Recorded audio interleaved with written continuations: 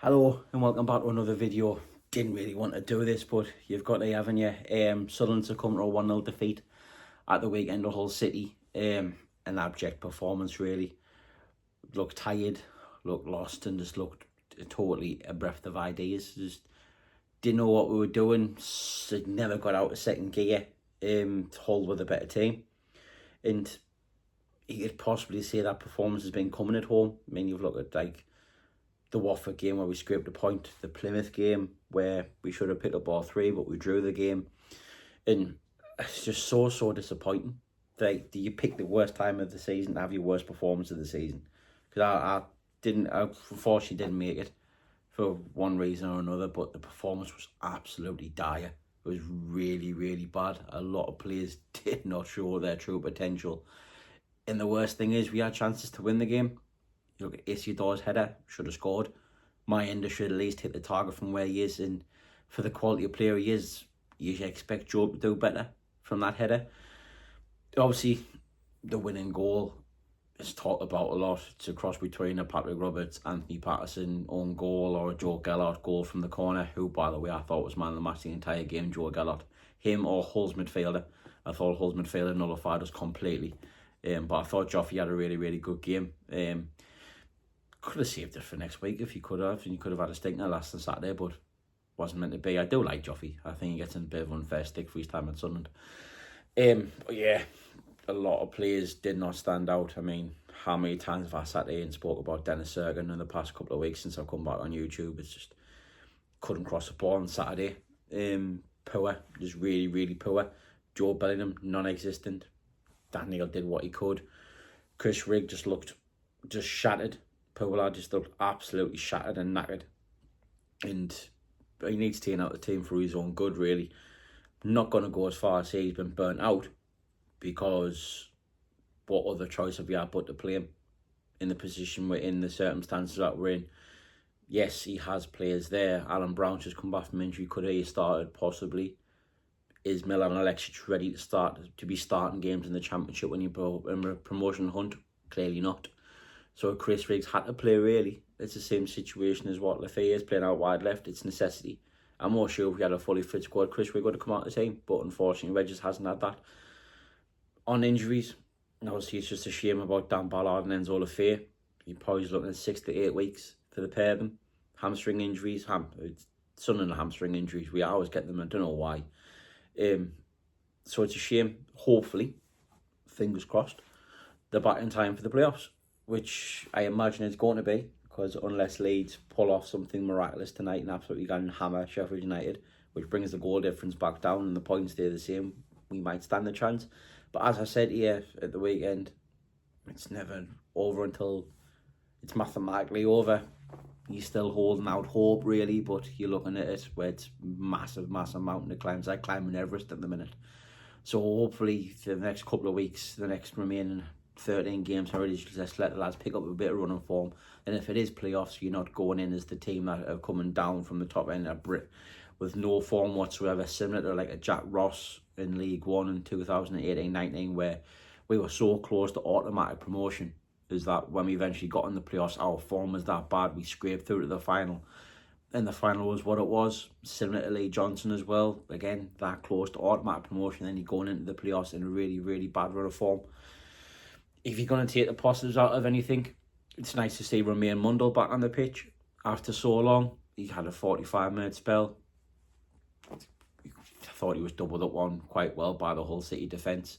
Denafi was just wary of his leg, and I don't think he really stretched his legs out. And when he ran at Louis Coyle a lot, when he did win his free kick, and Louis Coyle really should have had a yellow card. I don't even want to talk about referees, because on the subject of Louis Coyle, it is a penalty, and the referee's about 10 yards away from it and can see it, but doesn't give it. In as much as we were poor, I described it the best at work this morning. I thought it was a really shit game of football between really two shit teams that got decided by a goalkeeping error. And I'll come on to Anthony Patterson in a bit and give my opinions on him. But that's what the game was. It was just a dull, boring game that hadn't really nothing other than that. Yes, Hull had that goal disallowed in the second half, but still, I can't really remember much else. Patterson's had a few crosses to claim off, but I don't think that's really a gilt-edged chance where Hull battered us. We had a lot of the ball and just didn't create nothing of it. And when we did create, we created very little and we didn't take them, which in games like that, when you are struggling and you aren't playing at your best, you need to take those chances. You really, really start need to take those chances. And I love Wilson as he does as much as anyone else, but I agree with the narrative going around that he's a scorer of good goals, but he might not be a goal scorer. He's got 12 goals this season, and obviously you can't deny that, but I can see the point of view. He misses a lot of easy chances, like a lot of easy chances that he really, really should be taking. But then he goes and scores a worldie. Like the Luton game, he missed that sitter 3 minutes in, drags it wide when he's unmarked, about 11 yards out, 12 yards out, and he should score, and he doesn't. Then he goes and scores the one in the second half with a brilliant shot on the turn in the bottom corner. See, positives, there wasn't many. It's only Romain Mundle to me was the only positive, getting himself back on the pitch. Other than that, it was a really poor game of football. A lot of negatives, and you just hope it doesn't snowball into something that could affect our season.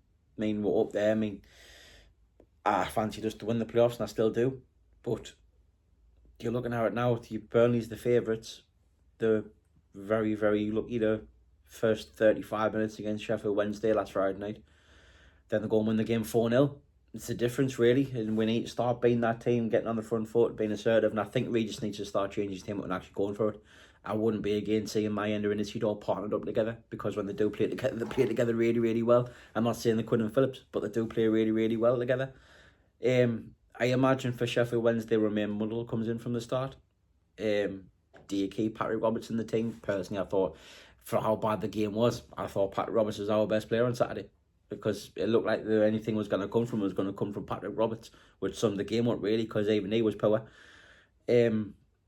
Your midfield too, you don't drop Niall and Job, even though Job's had a bad game and he was non-existent after his yellow card against Leeds. You don't drop him because you know he can produce a moment of magic. Your centre halves, they pick themselves now. A Bollard been injured, but then it's your question: who plays left back? Do you stick with Dennis Cirkin, which I personally think we just will, or do you take a gamble and you put in a Leo Hjelde? But that's weakening the team massively, because even though Dennis Cirkin is playing badly, I don't really think you could really play Leo Hjelde. And the big, massive decision comes with your goalkeeper.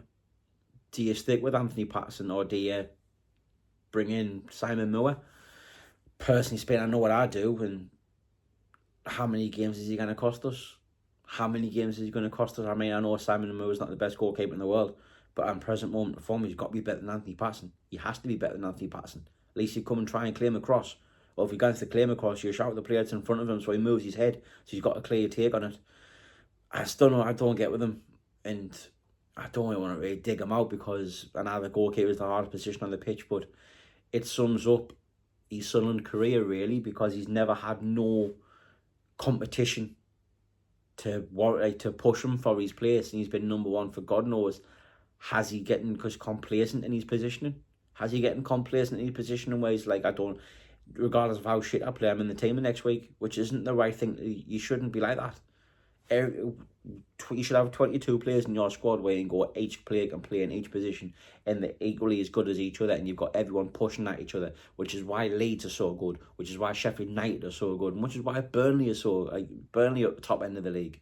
That's where your squad wins your championships, gets you promoted. It's not your first 11, because as it's shown, your first 11 now is really starting to tire, and it needs changing up. I wouldn't be surprised if Mayenda plays off the right and he brings in Alan Browning. Then Tommy Watson's back fit and Jensen Sale's back fit, so you can see the 8 markings of the squad coming through. But if you've only got one goalkeeper and you know you're only going to go play one goalkeeper, it sends out a wrong message to the rest of the squad, because he should be treated the same as everybody else.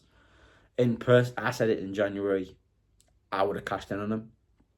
Personally, if there was interest there, I would have pushed him out a little bit, whether that's bringing someone else in or recalling a Matty Young. But I can tell you now, Matty Young will be number one next season. If we're still in the Championship, Matty Young will be Sunderland's number one next season, not Anthony Patterson. Should we have done something like that? Maybe. But obviously it's all ifs and buts now. We've just got to go into the final 13 games, give as much as we got. as much as we get, and just hope for the best and just hope the season ends in a positive manner, because for fuck's sake, we deserve it after this season, right? We've been superb for the first 75% of this season, and we don't really want to start dropping off now. Score predictions didn't go really well for me or the opposition. Obviously, I got mine totally wrong, and so did the opposition. They were surprised by them, but that's what it is. People's about predictions. Starting to blame yourself for Sunderland's lack of form since I've come on YouTube. They've come back on YouTube. They've lost 2 games out of 2. So if we get beaten Friday night, I might retire and give you all a piece. If any Sheffield Wednesday fans watching this to see what my reaction is and they want to give a score prediction for Friday night, which my preview will probably come out Thursday at the latest, obviously, with the game in on Friday, then drop us a message, drop us a comment, but make it realistic. If you're going to say Sheffield Wednesday's going to beat us 7-0, didn't waste your time. Thanks for tuning in again. Hopefully you all liked it. If you do, leave a like, subscribe, keep watching them, and I'll keep providing. Says hope these next 13 games bring us some positive results and a positive end of the season. How are the lads?